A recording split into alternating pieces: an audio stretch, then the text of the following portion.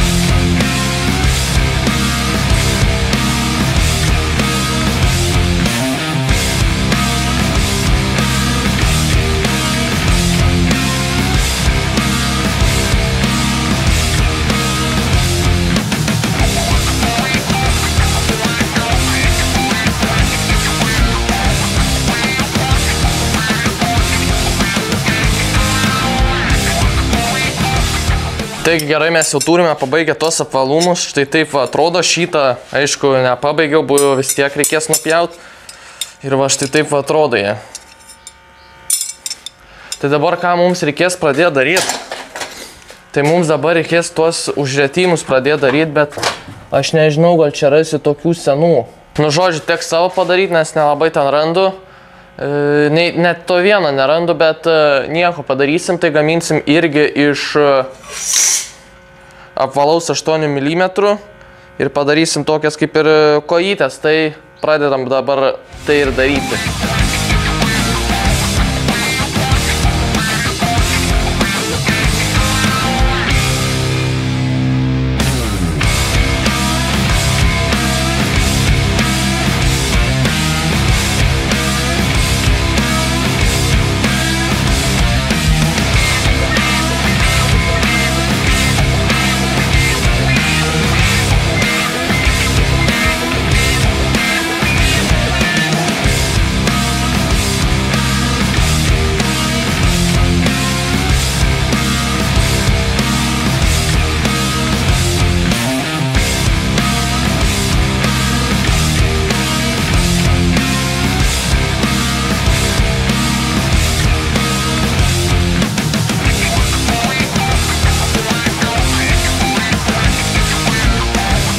Tai gerai, mes jau turime visus tuos 3 pabaigę ir dabar ką darysiu, aš jaučiu ant pabaigos tik pašnekėsiu, jau viską pabaigsiu ir tada pašnekėsiu, nes, nu, tiesiog greitai parodysiu, taip lėtai parodysiu ir taip, kad būtų įdomu ir žiūrėti ir suprastumėt, ką darau. Tai taip ir pradedam daryti, bet dabar pradėsiu nuo pagrindo.